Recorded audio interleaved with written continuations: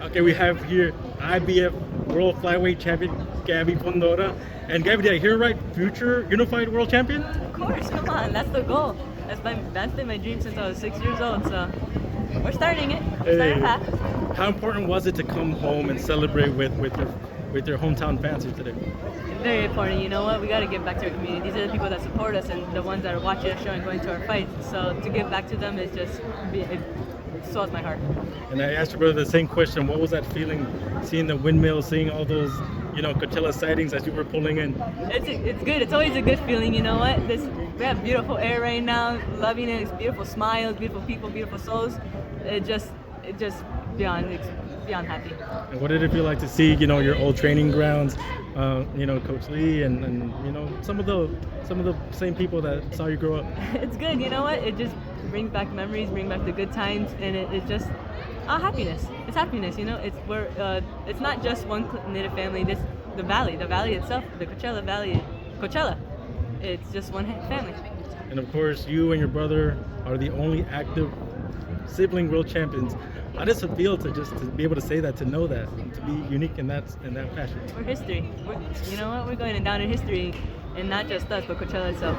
And how, obviously, you won these titles last October. A dream come true. Tell me what that moment felt like, once your hand was raised and you were proclaimed the world champion. That night, all I was thinking about was going back home, my mom making cannolis. But it was an exciting moment. The fans were electric. The night was good. It was a good night. Sometimes I still think, it's like, oh wait, I'm a champion. I forget.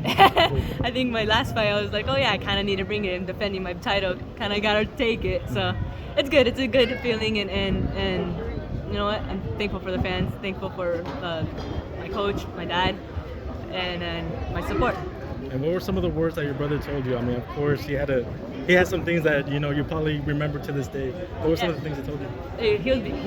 He cried a little bit. So it was a good moment. It was a good moment to see. And when he won his titles, got very emotional too. So it's nothing physically said, no words spoken, but it was just the actions themselves that spoke.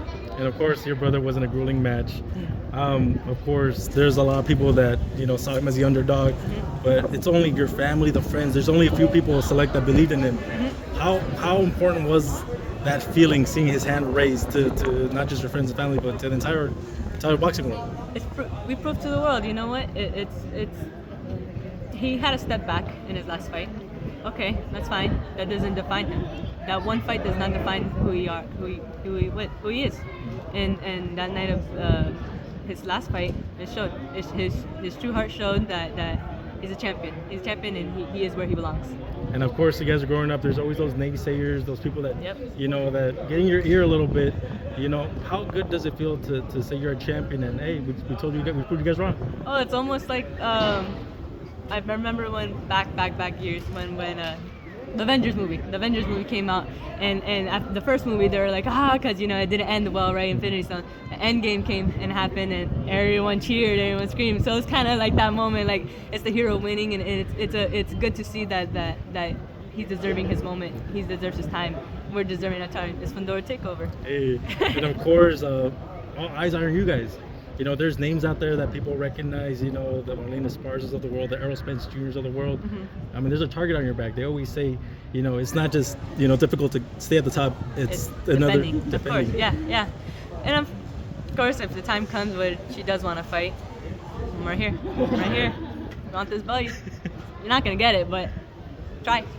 Final message to the fans, not just the ones in Coachella, but worldwide, that they see these interviews and they're like, hey, I like her, I'm a fan of hers. Like, what's one message you got to them? Thank you for always supporting us. You know what?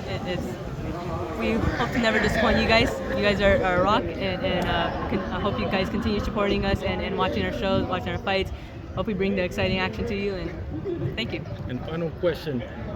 What makes a Coachella Valley fighter? What is it about this heat? What is it about, this people? What is it about this area that makes you guys just tough? I don't know. It's something about, whether it be the mountains, the sand, I think it's people themselves. The people themselves, they bring the energy that excites you, and it feels your energy, feels your ambition, that you want to prove to the world that this is where I am. This is why I'm from Coachella. Awesome. Thank you for the interview, Chip. Thank you.